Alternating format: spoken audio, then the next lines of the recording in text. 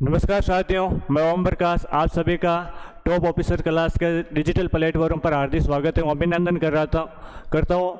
कल हम पढ़ रहे थे राजस्थान का इतिहास, मेवाड़ का इतिहास पढ़ रहे थे। आज उसकी थर्ड क्लास है। कल हमने रावल रतन सिंह के बारे में पढ़ा था। मैं एक बार आपको थोड़ा पुण्य उसके बारे में रिवीजन करवा देता हूँ। रतन सिंह के बारे में हमने पढ़ा कि रतन सिंह जी का जो टाइम पीरियड है, रावल रतन सिंह का टाइम पीरियड वो 1302 से 1303 के बीच में था। इसका एक भाई था कुंभकर्ण, जो नेपाल के अंदर आपके गोइल की राणा डायनेस्टी की क्या करता है, स्थापना करता है। इसकी एक रानी थी जिसका नाम था पद्मिनी, और पद्मिनी के पिताजी का नाम गंधर्व सेन, माता का नाम चंपावती था, जो शील द्वीप की राजकुमारी थी। राघव चेतन जो इसके रतन सिंह के दरबार में रहता था, वो अलाउद्दीन खिलजी को पद्मिनी के बारे में बताता है। 1303 के अंदर अलाउद्दीन खिलजी चित्तौड़गढ़ पर आक्रमण करता है। आक्रमण के क्या क्या कारण थे मैंने आपको कल बताए थे, वापस बताता हूँ कि पहला कारण था साम्राज्यवादी नीति। दूसरा इसका जो प्रमुख कारण था वो था कि आपका जो मेवाड़ है वो दिल्ली से गुजरात और दिल्ली से मालवा जाने वाले मार्ग पर स्थित था, ये इसका कारण था। तीसरा इसका जो प्रमुख कारण था वो ये था कि चित्तौड़ का कहीं ना कहीं सामरिक और आर्थिक महत्व था, कहीं ना कहीं चित्तौड़गढ़ का प्रभाव बढ़ रहा था, जो कि अलाउद्दीन खिलजी नहीं चाहता था। इसका एक और यह भी कारण था कि रतन सिंह जी के पिता, जिनका नाम था समर सिंह जी, 1299 के अंदर अलाउद्दीन खिलजी से गुजरात जाते समय टैक्स ले लिया था, ये इसका कारण था। और अंतिम कारण है जो रानी पद्मिनी को पाना चाहता था अलाउद्दीन खिलजी। इसके प्रमुख 6 कारण होते हैं। हम पढ़ते हैं कि 1303 को आपके चित्तौड़गढ़ के अंदर पहला शाखा होता है। शाखा के अंदर 2 चीज़ होती है, मैंने बताया था, जौहर और केसरी होता है। यहाँ पर जौहर को पद्मिनी लीड करती है। पद्मिनी के साथ 1600 अन्य महिलाओं ने जौहर किया था। वही मैं केसरिया की बात करता हूँ तो केसरिया को यहाँ पर रतन सिंह जी लीड करते हैं। यहाँ पर 2 प्रमुख सेनापति थे, घोड़ा और बादल थे। मैं आगे आपके बात करूँ रतन सिंह के बारे में, तो 25 अगस्त 1303 को यहाँ पर अलाउद्दीन खिलजी चित्तौड़गढ़ पर अपना अधिकार कर लेता है और यहाँ पर 30,000 लोगों का नरसंहार या कत्लेआम कराता है, उनको जिंदा काट दिया था। आगे मैं बात करूँ आपके, तो अलाउद्दीन खिलजी चित्तौड़गढ़ का अपने पुत्र खिज खां को सौंप देता है और चित्तौड़गढ़ का नाम बदलकर आपके क्या कर देता है, खिजराबाद कर देता है। और हम बोलते हैं कि यहाँ पर एक धायबी पीर की दरगाह है, उससे हमें ये जानकारी मिलती 1325 ईस्वी की दरगाह है। खिज खां यहाँ पर एक गंभीरी नदी पर पुल बनाता है। इसके अलावा एक मकबरे का निर्माण कराता है। मकबरे का जो इंक्रिप्शन है 1310 ईस्वी का विलेग है, और उसका इस इंक्रिप्शन के अंदर अलाउद्दीन खिलजी के हमें 3-4 टाइटल मिलते हैं। हम बोलते हैं कि वो सिकंदर शानी है या दूसरा सिकंदर है, संसार का रक्षक या ईश्वर की छाया है। उसके बाद हमने पढ़ा कि अलाउद्दीन खिलजी का दरबारी विद्वान था जिसका नाम था अमीर खुसरो। और अमीर खुसरो, ये जो अलाउद्दीन खिलजी के और रतन सिंह के बीच में युद्ध हुआ, या जो चित्तौड़गढ़ का जो शाखा हुआ, उस शाखे की क्या मिलते हैं हमें जानकारी मिलती है। उसकी पुस्तक का नाम क्या था, तो उस पुस्तक का नाम था खजाइन उल फतवा या तारीख अलई। मैं आगे बात करूँ आपके, तो उसके बाद में ये अभिलेख है जो आप ये चित्तौड़गढ़ किला का जो अलाउद्दीन खिलजी है, इस किले का प्रशासक किसको बना देता है, तो मुच्छाड़ा मालदेव या मालदेव सोनगरा को बना देता है, जो कि कानड़देव सोनगरा का क्या था, भाई था। कानड़देव सोनगरा के बाद में बलवंत सोनगरा या बनवीर सोनगरा यहाँ पर क्या करता है, आता है। और उसके बाद में हम आगे पढ़ेंगे आज। तो चलिए शुरुआत करते हैं आज की क्लास से। आज हमारा जो राजा है उसका नाम है हमीर। क्या है, हमीर। हमीर का जो टाइम पीरियड है वो 1324 से 1362 तक रहेगा। मैं आगे बात करूं आपके हमीर की, तो हमीर ने बनवीर सोनगरा को हराया था। ये बनवीर सोनगरा वही है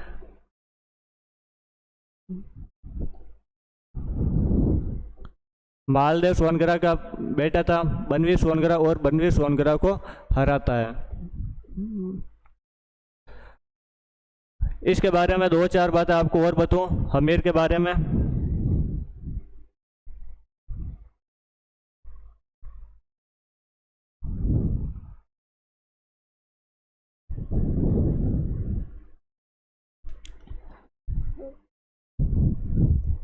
हमीर के बारे में आगे पढ़ते हैं। तो हमीर के बारे में क्या है कि हमीर बनवीर सोनगरा को हराकर यहाँ पर अपना राज्य पुनः स्थापित करता है।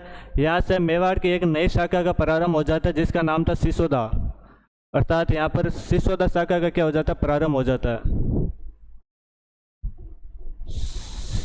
सिसोदिया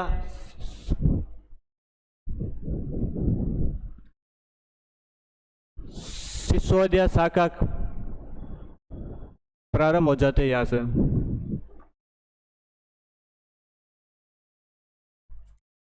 मैं आगे बात करूँ आपके, तो ये हमेर था, ये हमेर आपके सिसोदा ठिकाने से था। कहाँ, कौन से ठिकाने से था? सिसोदा ठिकाने से, आपके सॉरी सिसोदा ठिकाने से था। इसलिए यह आज से जो बाद में शाखा हुई वो कौन सी हो गई? सिसोदिया शाखा हुई। मैं आगे आपके बात करूँ, ये सिसोदा कैसा है? तो हमारे गुहिल डायनेस्टी के अंदर पहला राजा था आपका गुहिल। गुहिल के थोड़े टाइम बाद में आपके राजा था बप्पा रावल। कौन आता? बप्पा रावल। और बप्पा रावल के कुछ टाइम बाद, बप्पा रावल के कुछ टाइम बाद हमारे राजा आता है जिसका नाम था आपके रणसिंह या करण सिंह। क्या नाम था? रणसिंह, या इसी का दूसरा नाम था करण सिंह।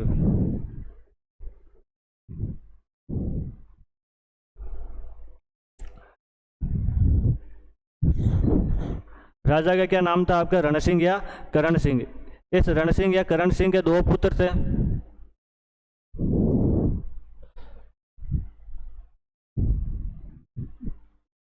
एक पुत्र था जिसका नाम था श्याम सिंह,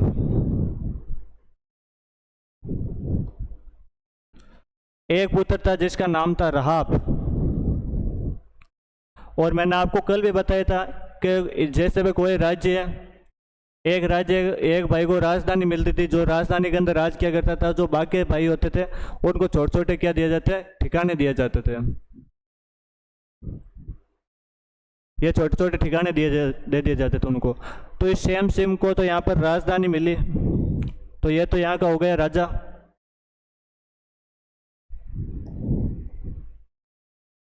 इसको तो आपको क्या मिल गई? चित्तौड़ राजधानी मिल गई। और इस राब को एक ठिकाना दिया गया था जिसका नाम था सिसोदा। इसके ठिकाने का क्या नाम था? सिसोदा ठिकाना था। मैं आगे बात करूं, आपके जो राजधानी के अंदर रहते थे वो एक उपाधि लगाते थे जिसका नाम था रावल। उपाधि क्या थी इनकी? रावल।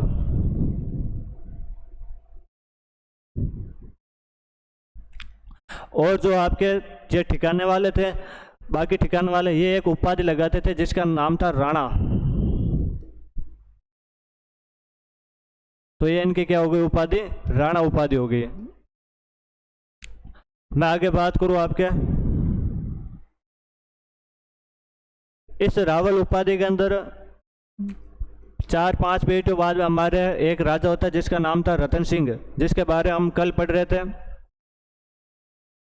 रतन सिंह। और इस रतन सिंह की उपाधि क्या होगी आपकी? रावल। तो इसका पूरा नाम हो गया आपका रावल रतन सिंह। क्या हो गया? रावल रतन सिंह। रावल रतन सिंह इसका नाम था और इसकी उपाधि ये थी। और इसके मैं बात करूं, 1-2 पीढ़ी बाद में हमारे यहाँ पर एक राजा होता है जिसका नाम था लक्ष्मण सिंह।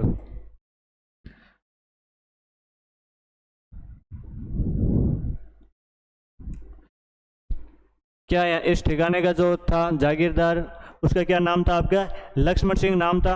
मैं आगे बात करूं, आपके इस लक्ष्मण सिंह के कहते हैं कि 7 बेटे थे। कितने बेटे थे? 7 बेटे थे।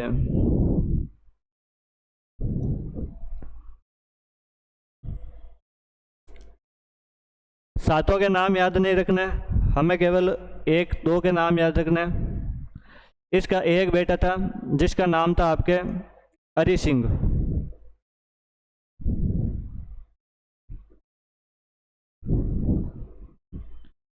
हरि सिंह नाम था। और एक बेटा था जिसका नाम था इसका अजय सिंह।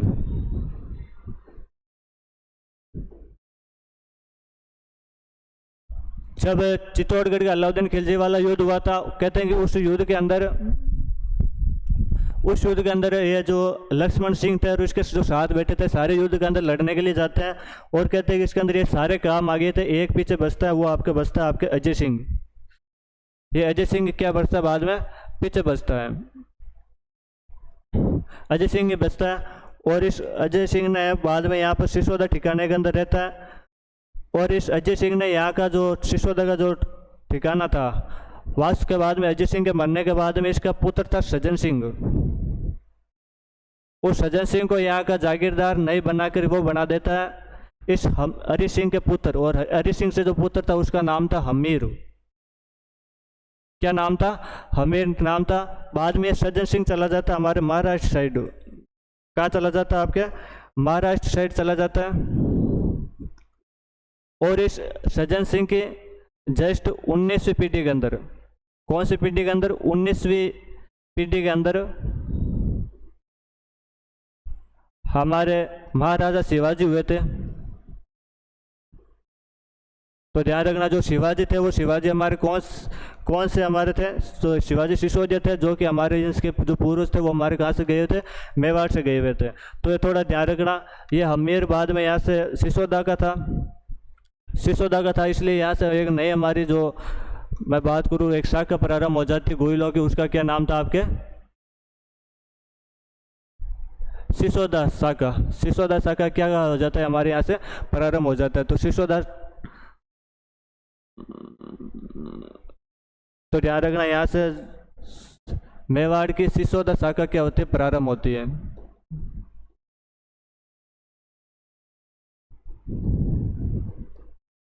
मेवाड़ की सिसोदा शाखा का क्या होता है? यहाँ से प्रारंभ होता है। या मैं आपसे बात करूं,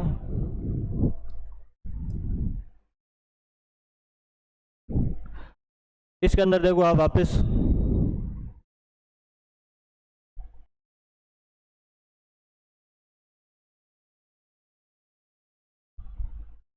इसके अंदर हमारे ये थे आपके रतन सिंह जी, और रतन सिंह जी यहाँ पर हमारे अंतिम राजा थे।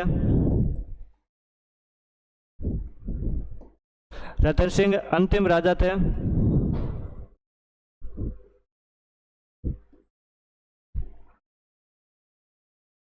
जिन्होंने कौन सी उपाधि लगा रखी थी?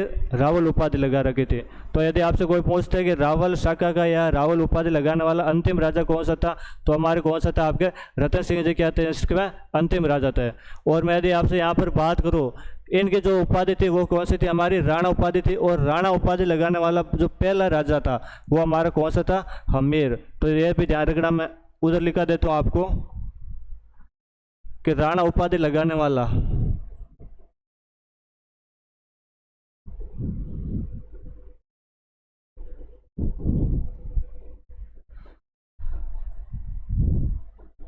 पहला राजा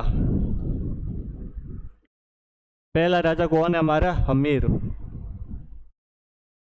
तो अमीर के बारे में ये भी थोड़ा ध्यान रखना आप कि अमीर है जो पहला राजा था जिसने कौन सी उपाधि लगा रखी थी? हमारे राणा उपाधि लगा रखी थी। जबकि रतन सिंह था वो हमारा अंतिम राजा था जिसने कौन सी उपाधि लगा रखी थी? आपके रावल उपाधि लगा रखी थी, वो अंतिम राजा था। ये सिसोदा गांव का था अमीर, इसलिए इसको जो शाखा हुई वो कौन सी हुई थी? सिसोदा गांव का था, इसलिए यहाँ से सिसोदिया शाखा प्रारंभ होती है। आगे मैं आप बात करूँ आपके आगे अमीर के बारे में और पढ़ते हैं हम।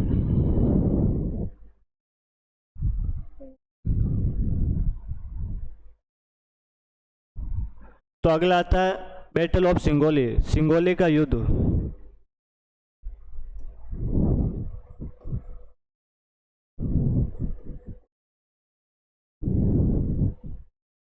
सिंगोली का युद्ध क्या है, किस किस के बीच में हुआ?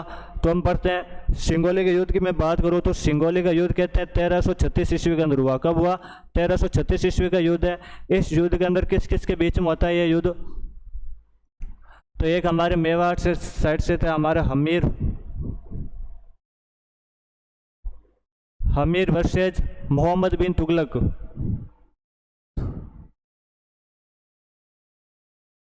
मोहम्मद बिन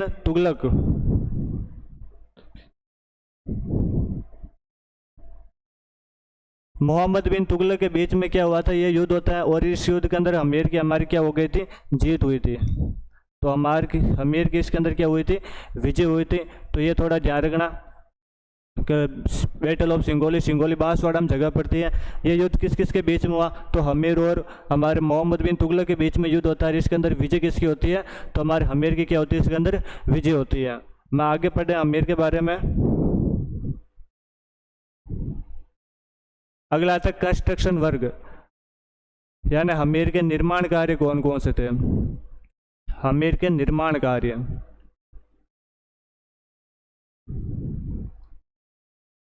हमीर ने किस किस का निर्माण करवाया था। तो हम पढ़ते हैं कि भाई हमीर जब ये युद्ध किया था इसने बनवीर सोनगरा से, तो इससे पहले इसने इनकी जो कुल आप सॉरी इष्ट देवी थी जिसका नाम था अन्नपूर्ण माता, वो इनको क्या करते दर्शन देती। उसके बाद में ये चित्तौड़गढ़ के अंदर हमीर इनकी अन्नपूर्ण माता का क्या बनाता है, मंदिर बनाता है। अन्नपूर्ण माता का क्या बनाता है, मंदिर बनाता है। इस अन्नपूर्ण माता का एक और नाम है, इसको बरवड़ माता भी बोलते हैं। क्या बोलते हैं आपके, बरवड़ माता भी बोलते हैं। तो ध्यान रखना, अन्नपूर्ण माता या बरवड़ी माता या बरवड़ माता का जो मंदिर है वो कौन बनाता है, आपका हमीर बनाता है।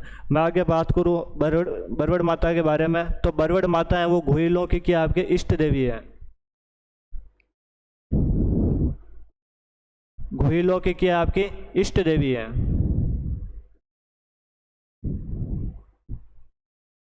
घुइलों की इष्ट देवी कौन, हमारी अन्नपूर्ण माता या बरवड़ी माता है। यहाँ पर इष्ट देवी की बात है तो मैं इनकी कुल देवी के बारे में बता देता हूँ।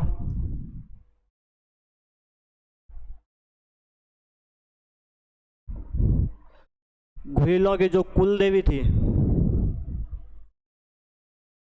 वो थी आपकी बाण माता।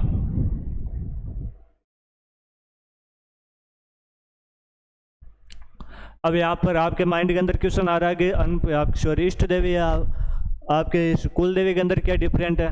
तो कुल देवी किसी कुल की क्या होती है, एक होती है, जब इष्ट देवी एक से क्या हो सकती है, आपकी ज़्यादा हो सकती है ना। तो ये थोड़ा ध्यान रखना। आगे मैं आपके बात करूँ हमीर के बारे में,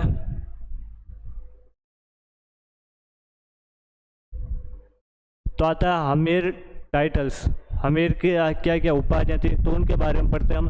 तो हमीर की क्या क्या उपाधियाँ थी। पहली हमीर की एक उपाधि आती है जिसका नाम था आपका विषम घाटी पंचानन। उपाधि का क्या नाम है, विषम घाटी पंचानन।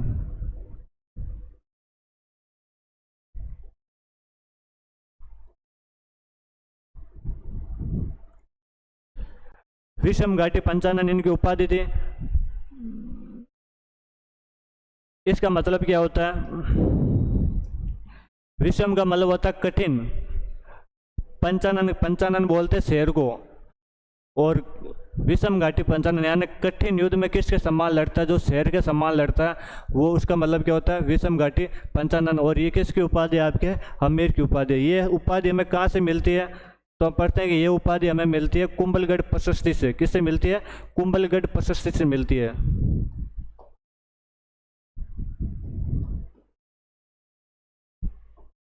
कुंभलगढ़ प्रशस्ति। हम आगे राणा कुंभा पढ़ेंगे, उस टाइम पढ़ेंगे हम राणा कुंभा ने कुंभलगढ़ का निर्माण करवाया था और उस टाइम वो प्रशस्ति लगाई थी। और उस प्रशस्ति के अंदर हमें इस हमीर की क्या कौन सी उपाधि मिलती है, हमारी विषम घाटी पंचानन क्या मिलती है, इसकी उपाधि मिलती है। तो थोड़ा ध्यान रखना ये भाई कि उपाधि हमें कहाँ से मिलती है। मैं आगे बात करूँ आपके, इसकी एक और उपाधि है,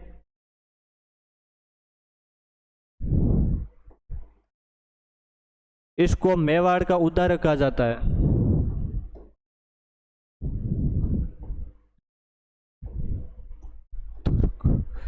क्या कहा जाता है, मेवाड़ का क्या कहा जाता है, उद्धारक कहा जाता है। हम बोलते हैं कि भाई पहले जो यहाँ पर गोयल राज क्या करते थे, गोयलों में रतन सिंह था, रतन सिंह के बाद में यहाँ पर शाका होता है, चित्तौड़गढ़ का रतन सिंह के टाइम पहला शाका होता है। और शाका के बाद में यहाँ पर जो चित्तौड़गढ़ है वो हमारे अलाउद्दीन खिलजी के नियंत्रण में चला जाता है। और 1303 में शाका होता है, वापस 1325-24 के अंदर यहाँ पर वापस आता है। तो इसके बाद हम बोलते हैं कि कुछ काफ़ी टाइम बाद में जो वापस इनके हाथ में आया मेवाड़, इनके नियंत्रण में आया, तो इसलिए मेवाड़ का ये क्या है, उद्धारक या सेवियर ऑफ मेवाड़ है। तो ये भी ध्यान रखना आप, मेवाड़ का उद्धारक या सेवियर ऑफ मेवाड़ है। मैं आगे इसकी एक और उपाधि है, इसकी एक उपाधि आती है आपकी वीर राजा। इसकी उपाधि की है वीर राजा। वीर राजा, और हम बोलते हैं कि ये जो वीर राजा उपाधि है ये हमारे कुंभा की एक पुस्तक है। हम आगे राजा पढ़ेंगे कुंभा, और कुंभा की पुस्तक है, उस पुस्तक का नाम है आपके रसिक प्रिया। पुस्तक का क्या नाम है? रसिक प्रिया। और उस रसिक प्रिया के अंदर में इसकी उपाधि क्या मिलती है? आपके वीर राजा की क्या मिलती है? उपाधि मिलती है। इसकी एक और उपाधि आती है जिसका नाम है आपका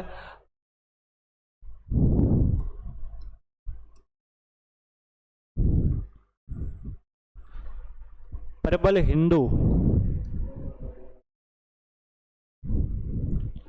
प्रबल हिंदू इसकी उपाधि है। और हम बोलते हैं कि ये उपाधि कौन देके गया? तो इसको है ना colonel James Tod. Colonel James Tod ये उपाधि देके गया था। तो कर्नल जेम्स टॉड के अनुसार इसकी उपाधि क्या आपकी? तो ध्यान रखना भाई, आमेर की 4 उपाधियां। पहली इसकी उपाधि है विषम घाटी पंचानन। इसका मतलब होता है कठिन युद्ध में शहर के समान लड़ना। और ये उपाधि हमें कहाँ से मिलती है? कुंभलगढ़ प्रशस्ति से हमें ये उपाधि मिलती है। दूसरी उपाधि आती है इसकी मेवाड़ का उद्धारक कहा जाता है, इसको सेवेरो मेवाड़ कहा जाता है। तीसरी इसकी उपाधि आपके वीर राजा, जो कि कुंभा की जो पुस्तक है, और पुस्तक का क्या नाम है? आपके रसिक पीरिया। इस रसिक पीरिया पुस्तक से हमें ये जानकारी मिलती है। मैं आगे बात करूँ आपके प्रबल हिंदू। प्रबल हिंदू कर्नल जेम्स टॉड इसको क्या देके गया? उपाधि देके गया। तो यह इसकी 4 उपाधियाँ, इनके बारे में ध्यान रखना। इनके बारे में अक्सर क्वेश्चन पूछते रहते हैं। आगे बात करें तो अगला राजा था हमारा राणा लाका। राणा लाका का टाइम पीरियड आपके 1382 से 1431। इसका 82 आपके 1421 इसका टाइम पीरियड है। राणा लाका के बारे में पढ़ते हैं। पहला था हमारा जावर। जावर क्या था? तो जावर के अंदर राणा लाका के समय चांद निकलना प्रारंभ हुई।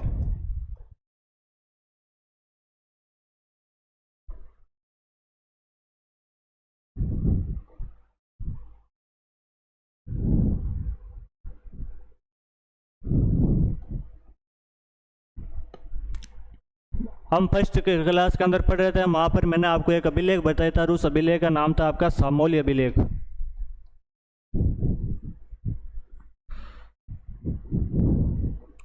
यह सामोली अभिलेख आपके 646 ईस्वी का था।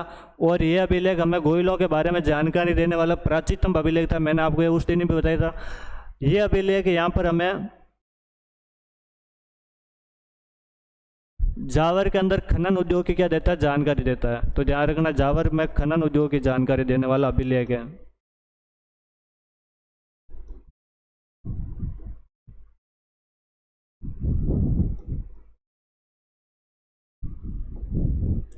जावर में खनन उद्योग की जानकारी देने वाला अभिलेख है। और ये अभिलेख यहाँ पर कहता है कि जावर के अंदर एक जावर माता का मंदिर भी बना होता है, उसकी भी हमें जानकारी देने वाला अभिलेख कौन सा है? तो हमारा सामोली अभिलेख है। तो ध्यान रखना भाई, जावर के समय क्या हुआ था? राणा लाका के समय। तो राणा लाका के समय यहाँ पर चांदी निकलना प्रारंभ हुई थी। और सामोली अभिलेख 646 ईस्वी का है, जो हमें यहाँ पर जावर में खनन उद्योग के बारे में जानकारी देता है। और यहाँ पर जावर माता का मंदिर भी बना हुआ था, यह भी हमें क्या देता है? जानकारी देता है।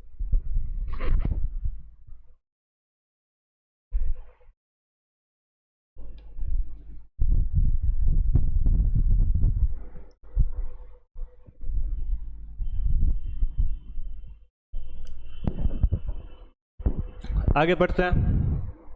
आगे आता है हमारा लेक पिचोला। पिचोला झील। पिचोला झील के टाइम राणा लाका के समय किया हुआ था। तो हम देखते हैं कि भाई जो पिचोला झील है, पिचोला झील के मैं बात करूं तो पिचोला झील का जो निर्माण है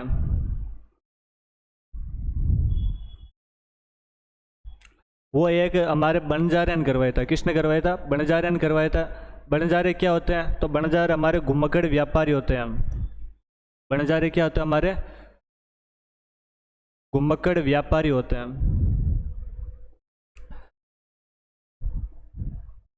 घुमक्कड़ व्यापारी होते हैं जिन्होंने हमारे यहाँ पर पिचोला झील का क्या करवाया था? निर्माण करवाया था। पिचोला झील के पास में एक चबूतरा बना हुआ है।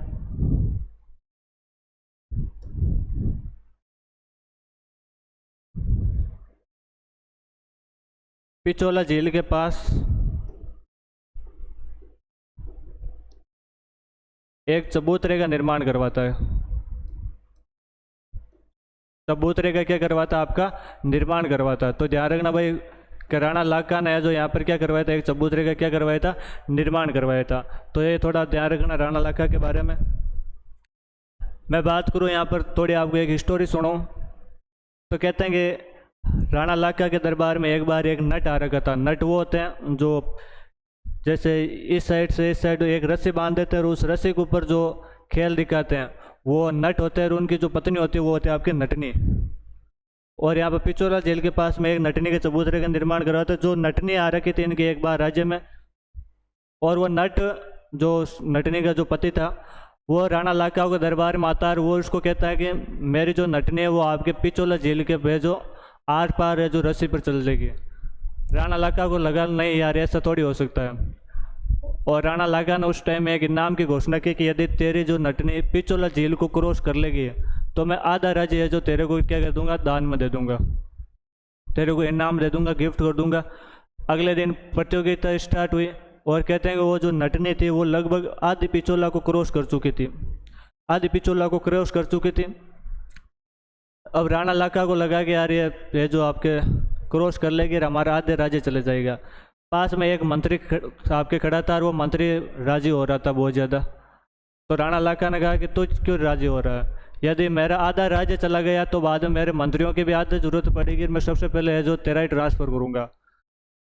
तो उस मंत्री ने वहाँ पर पास में कहते हैं कि नटनी का जो छोटा बच्चा था वो खेल रहा था, और उस नटनी के चबूत बच्चा था उसको पास में बुलाता है और उसको जो एक झापट मारता है जोर के, तो वो रोने लग जाता है।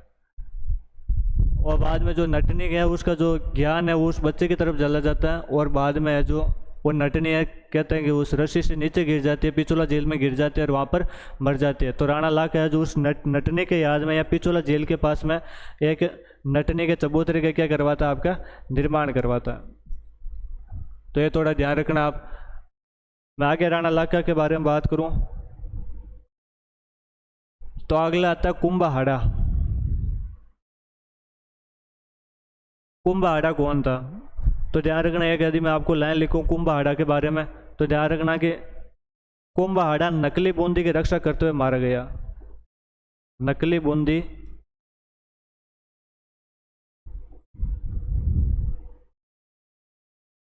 रक्षा करते हुए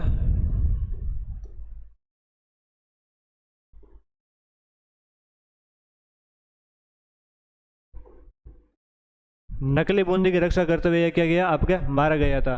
मैं आगे बात करूं कि राणा लाखा की एक बार नई नई शादी हुई थी आपके कोटा बूंदी के अंदर। बोलते हैं कि हाड़ा चौहान राज क्या करते थे, और हाड़ा की जो जितनी भी बेटियां होती थी उनको हाड़ी के नाम से जानते थे। तो किसी हाड़ी रानी से हमारे जो राणा लाखा का क्या हुआ था, विवाह हुआ था।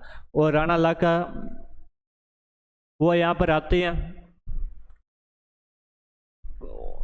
राणा लाखा उससे पूछता है कि यार तेरे चित्तौड़गढ़ का मैं तेरा मन लगा नहीं लगा, तो बोलते कि मन तो लगा लेकिन वो बूंदी वाली यहाँ पर बात नहीं है। तो राणा लाखा ने कहा उसको पूरे चित्तौड़गढ़ के अंदर घुमाया, उसके बाद पूछा तो उसने कहा कि नहीं, जो गढ़ है वो तो हमारा बूंदी का ही है, चित्तौड़गढ़ तो कुछ भी नहीं उसके सामने। तो राणा लाखा को लगा कि यार यदि चित्तौड़गढ़ से अच्छा गढ़ बूंदी का है तो उस गढ़ को गिरा दिया जाना चाहिए। राणा लाखा उस दिन कहते हैं कि प्रतीक्षा कर लेते कि मैं जब तक बूंदी के गढ़ को गिरा नहीं देता हूँ तब तक मैं जो खाना नहीं खाऊंगा, अन्न वन कुछ भी नहीं ग्रहण करूँगा। राजा ने अपनी सेना तैयार की। उस टाइम क्या होता है कि आज भी हमारे जब किसी महिला की या घर में शादी होती है तो वो जब महिला पहली बार ससुराल जाती है तो उसके साथ में किसी उसका मन लगा रहा है, इसलिए वहाँ से किसी छोटे लड़के को साथ में भेज देते हैं ताकि वो उसे जो एक दो दिन में उसका मन लग रखा है उसके बाद में उसको वापस ले आ जाते हैं। तो ये कुंभाहाड़ा उस हाड़ी रानी के साथ आ रखा था वहाँ से। उसके बाद में राणा लाखा है वो वहाँ पर सेना वेना तैयार करते हैं और युद्ध के लिए एकदम तैयार हो जाते हैं। तो बाद में किसी सेनापति ने उसको समझाया कि 2-4 दिन पहले तो वहाँ पर तोरण मारने गया था, आज तलवारें मारेगा जाके, तेरी बेइज्जती होगी। तो बाद में कुंभाहाड़ा कहता है कि तो मैंने तो वहाँ पर वो प्रतीक्षा कर ली कि मैं जब तक बूंदी के गढ़ को गिलरा नहीं देता तब तक मैं कोई किसी प्रकार का अन्न ग्रहण नहीं करूँगा। तो बाद में कोई समझाता है कि कोई हम यहाँ पर हमारे चित्तौड़गढ़ की जो बाउंड्री है वहाँ पर एक नकली बूंदी का किला बनाते हैं, उस पर बाकायदा लिख देंगे फोर्ट ऑफ बूंदी, और बाद में उसको तू गिरा देना। तो वैसा ही करते हैं। एक चित्तौड़गढ़ की जो बाउंड्री होती है वहाँ पर एक नकली गढ़ बना दिया जाता है, बूंदी का नकली गढ़ बना देते हैं। और कहते हैं कि जो बाद में राणा लाखा है जो वहाँ से सेना लेकर अपनी बाकायदा युद्ध में तैयारी करते हैं, उस टाइप से सेना लेकर वहाँ पर जाते हैं। और जाने के बाद में उस युद्ध को आपके जो बूंदी का जो किला था उसको गिराने वाले थे, तब उसमें से सामने से जो एक तीर आती है, तो तीर आती है, वो सभी एकदम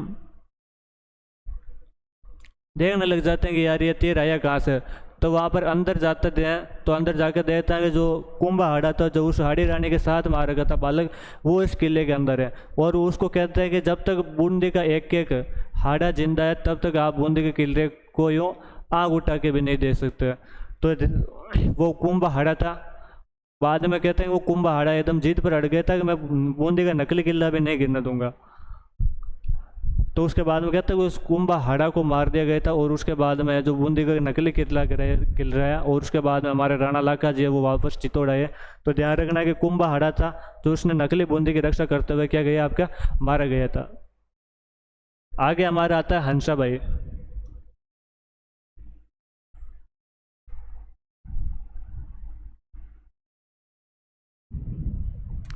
हंसा भाई के बारे में पढ़ते हैं। हंसा भाई कौन थे? तो हमारे यहाँ पर उस टाइम बड़ी एक रियासत थी मेवाड़।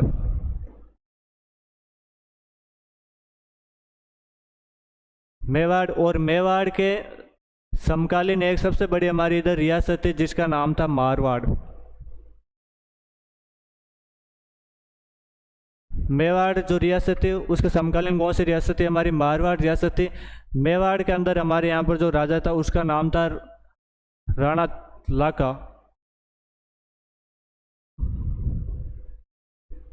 राणा लाखा यहाँ का क्या है? राजा है। और हमारे इधर मारवाड़ के अंदर जो राजा था उसका नाम था चुंडा। क्या नाम था? चुंडा है। मारवाड़ का राजा क्या था? चुंडा। राजा राणा लाखा का ये आखिरी टाइम था। राणा लाखा बूढ़े हो चुके थे, अब उधर स्वर्लोक में जाने वाले थे। और इनका जो राजपाट है उनका बेटा, सबसे बड़ा बेटा संभालता था जिसका नाम था चुंडा। क्या नाम था? चुंडा। और ये स्पष्ट हो चुका था कि राणा लाखा के मरने के बाद में अगला राजा कौन बनेगा? चुंडा बनेगा। तो ध्यान रखना। तो हमारे मारवाड़ के अंदर तो राजा का नाम चुंडा, और इधर हमारे राजकुमार का क्या नाम है? चुंडा। राजा तो हमारे राणा लाखा है और राजकुमार कौन? हमारे चुंडा। तो यहाँ पर राजा कौन? हमारा चुंडा है। इसके एक बेटी थी, मारवाड़ के जो राजा था इसके एक बेटी थी जिसका नाम था हंसाबाई। और इधर हमारे इसके एक बेटा भी था जिसका नाम था हमारे रणमल। क्या नाम था? रणमल और हंसाबाई। ये किसके बेटे थे? हमारे चुंडा के बेटे थे। अब हमारे क्या होता है कि उस टाइम में थोड़े युद्ध की पॉसिबिलिटी ज़्यादा होती है। जो भी जितने भी बड़ी बड़ी रियासत होते हैं वो आपस में एक दूसरे के युद्ध करने की पॉसिबिलिटी क्या होती है उनमें थोड़ी ज़्यादा होती है। मैं जैसे बात करूँ यदि छोटी रियासत होती है वो तो पहले ही बड़ी रियासत के अंडर में आ जाती थी। अब जैसे बड़ी रियासत हमारे उस टाइम मेवाड़ थी, मारवाड़ थी, बीकानेर उसके बाद में बनी थी, आमेर थी हमारे। तो ये बड़ी रियासत थी, आपस में इनके युद्ध करने की पॉसिबिलिटी क्या रहती थी? ज़्यादा रहती थी। इस टाइम क्या करते थे ये जो थे, यदि आपस में अच्छे रिश्तेदार बन जाते तो ये देखते भाई अच्छे रिश्तेदार बन जाइए तो ये बाद में हमारे ऊपर क्या है जो युद्ध करेंगे, क्या आक्रमण करेंगे। तो ये इधर मारवाड़ का राजा था, इसके जो पुत्र थी हंसाबाई, ये एकदम विवाह योग्य थी। और इस हंसाबाई का है जो विवाह जो चुंडा है वो करना चाहता था इस मेवाड़ के राजकुमार था चुंडा, इसके साथ में क्या करना चाहता था? विवाह करना चाहता था। तो पहले क्या करता है? विवाह करता है तो पहले राजा खुद तो जाते नहीं थे, तो वो भेजते थे हमारे जो ब्राह्मण होते हैं उनको नारियल लेके वहाँ पर भेजते थे। और कहते हैं कि 4 ब्राह्मणों को है जो राणा लाखा के दरबार में जो भेजा था। तो राणा लाखा के दरबार में गए भाई वो चारों ब्राह्मण गए, और चारों ब्राह्मण ने जाके वहाँ पर कहा कि हम ये जो रिश्ता लेके आए हैं। और जैसे ये बात राणा लाखा के कानों में गई, राणा लाखा एकदम सिंहासन में खड़े हुए और एकदम कहते हैं कि मैं तो बूढ़ा हो गया, मेरे फिर भी मेरे क्या आ रहे हैं? रिश्ते आ रहे हैं। तो वहाँ पर जो भी हंसते, तो बाद में वो जो पंडित है वो कहते हैं कि नहीं नहीं, हम ये जो रिश्ता है वो आपके लिए नहीं बल्कि आपके जो बेटा है चुंडा उसके लिए लेके आए हैं। तो बाद वो जो भी वहाँ पर बैठे हुए थे मंत्री वो सारे हंसते हैं राणा लाका के ऊपर कि अब एक जो स्वर्ग में जाने वाला है फिर भी है जो शादी की पड़ी इसको। तो वो है जो चुंडा सॉरी राणा लाका पर हंसते हैं सारे। तो इस चुंडा को बुरा लगता है, और चुंडा को बुरा लगता है तो चुंडा वो वहाँ पर खड़ा होकर उन ब्राह्मणों को कहता है कि जो आप जिस जिस आपके जो राजकुमारी है उसका रिश्ता मेरे लिए लेके आए, उसकी इच्छा सर्वप्रथम है जो मेरे पिताजी ने जाहिर की थी, इसलिए जो वो आपके जो आपकी जो राजकुमारी है वो तो मेरे माँ के समान हो गई। यदि आप चाहते हो हमारे यहाँ पर रिश्ता करना तो आप है जो आपकी राजकुमारी का विवाह मेरे बेटे सॉरी मेरे पिताजी के साथ कर दो, मैं तो उससे विवाह नहीं करूँगा। उसमें से एक है जो आपके ब्राह्मण थोड़ा समझदार था, वो बाद में बाहर आता है और वो कहते हैं यदि हम वापस चले जाएंगे और मारवाड़ के चुंडा को जो राजा था चुंडा उसको यदि हम बता देंगे कि हमसे ये गलती हो गई तो आपको चुंडा में राज्य से बाहर निकाल देंगे तो मारेगा और अलग। तो उसमें से एक जो ब्राह्मण था वो थोड़ा समझदार था और उसने चुंडा को अलग साइड से बुलाया और चुंडा को बुला के कहता है कि मैं हम तेरे पिताजी से है जो आप हमारी राजकुमारी का विवाह कर देंगे, रिश्ता कर देंगे, लेकिन हमारी एक शर्त है। तो चुंडा बोलता है क्या शर्त है? तो आदमी कहते हैं कि चुंडा ने उन्होंने शर्त बताई कि जो मेवाड़ का अगला राजा है वो तू नहीं बल्कि जो हंसाबाई से जो बेटा होगा वो अगला मेवाड़ का क्या बनना चाहिए, राजा बनना चाहिए, ये उनकी शर्त थी। तो बाद में अगला राजा कौन, तो बाद में वो क्या करते हैं हंसाबाई से क्या करते हैं उसका राणा लाका का क्या करते हैं, इस हंसाबाई का राणा लाका के साथ में क्या कर देते हैं, रिश्ता कर देते हैं। तो ध्यान रखना भाई। और कहते हैं कि राणा लाका ने सॉरी राव चुंडा तो यह राजकुमार था, इसने अपने अपने जो पिताजी के लिए पूरे राज्य को एकदम त्याग दिया था, इसलिए कहते हैं कि उस दिन इसने भीष्म प्रतिज्ञा की थी, इसलिए इसको है जो मेवाड़ का भीष्म कहा जाता है। ध्यान रखना मेवाड़ का भीष्म यदि किसी को कहा जाता है तो वो कौन सा, हमारा राव चुंडा है। इसको क्या कहा जाता है, आपका मेवाड़ का भीष्म कहा जाता है।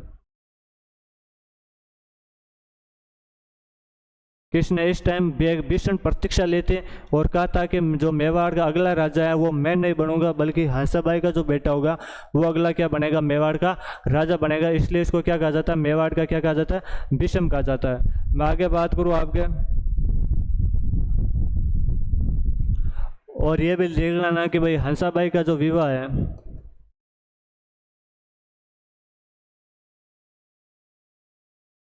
हंसाबाई का विवाह वो राणा लाका के साथ तय हो गया।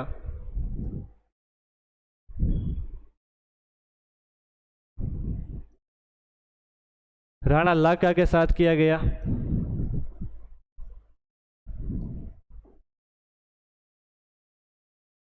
और इस मेवाड़ के जो भीष्म था कहते हैं कि उस टाइम मेवाड़ के अंदर 16 सब प्रथम श्रेणी के ठिकाने थे, फर्स्ट ग्रेड जो ठिकाने थे वो कितने ठिकाने थे, 16 प्रथम ग्रेड ठिकाने थे। और मेवाड़ के जो राणा था जो चुंडा था उसने इससे भीषण प्रतीक्षा की, इसलिए इसको जो प्रथम ग्रेड में जो सबसे बड़ा ठिकाना था उस ठिकाने का नाम था सलूम्बर, वो सलूम्बर इसको क्या गया दिया गया। तो ध्यान रखना चुंडा जी ने ऐसी भीषण प्रतीक्षा के लिए इसको एक सबसे बड़ा मेवाड़ का ठिकाना दिया गया, तो उसका नाम था सलूम्बर, सलूम्बर ठिकाना दिया गया।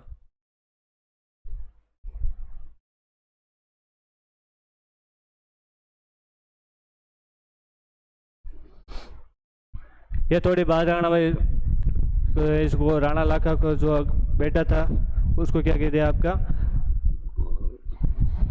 इसी त्याग के कारण है जिसको है जो सलूम्बर ठिकाना दिया गया था। मैं आगे बात करूं, जो सलूम्बर का सामंत आज से किसको बना दिया गया, हमारे मैं बात करूं चुंडा को बना दिया गया था। किसको बना दिया गया था, चुंडा को बनाया गया था। और आगे बात करें चुंडा के बारे में, और उन्होंने कहा कि यदि मेवाड़ का जो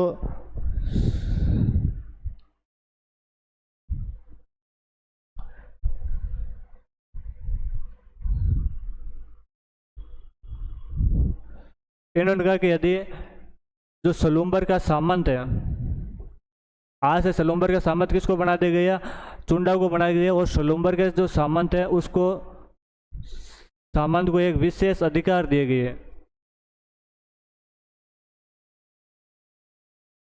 और वे विशेष अधिकार क्या थे तो मैं आपको बता देता हूँ। पहला इसको जो विशेष अधिकार दिया गया था वो ये था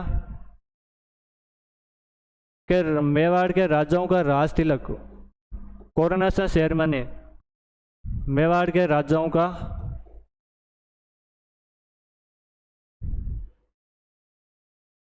राज तिलक, मेवाड़ के राजाओं का राज तिलक यदि आज के बाद में कोई करेगा तो वो कौन करेगा? आपका सलूम्बर का सामंत करेगा। ये एक जो आपके राणा चुंडा या उनके जो सामंत इनके जो वंशज थे उनको क्या दिया गया था? एक विशेष अधिकार दिया गया था। एक उनको विशेष अधिकार दिया गया कि राजा के बाद में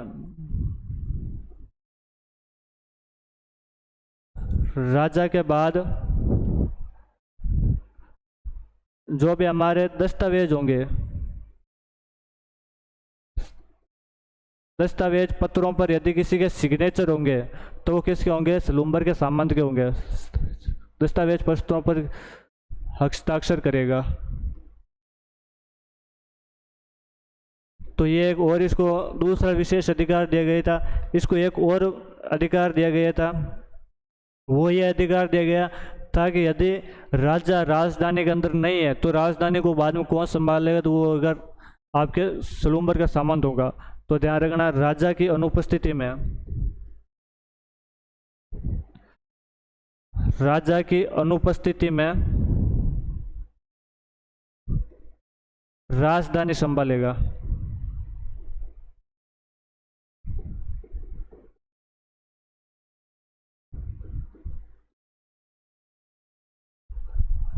राजा की अनुपस्थिति में क्या संभालेगा? हमारा राजधानी संभालेगा। और इसको एक और विशेष अधिकार दिया गया था कि जो सेना का जो हरावल भाग है, सेना के सलूम्बर का सामंत सेना के हरावल भाग में लड़ेगा। तो अब आप पूछोगे कि हरावल क्या होता है? जो सेना का जो अगला भाग होता है, सेना का अगला भाग होता है,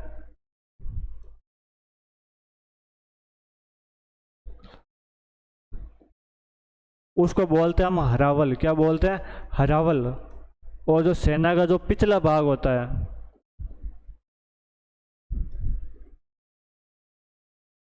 उसको बोलते हैं चंदावल। क्या बोलते हैं? चंदावल बोलते हैं। तो ध्यान रखना कि सेना का जो अगला भाग होगा वो तो हमारा होगा आपका हरावल, और सेना का जो पिछला वाला भाग होता है वो क्या होता है? चंदावल। तो सेना का जो अगला भाग होता है हरावल, उसमें लड़ने का जो विशेष अधिकार है वो किसको दिया गया? सलूम्बर के सामंत को दिया गया।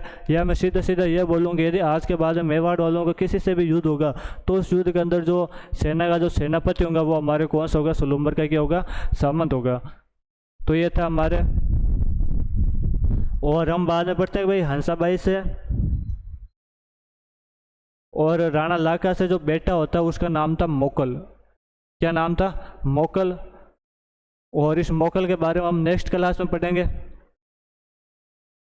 तो एक बार आपको मैं थोड़ा वापस पुनः रिवीजन करवा देता हूँ आज हमने क्या क्या पढ़ा।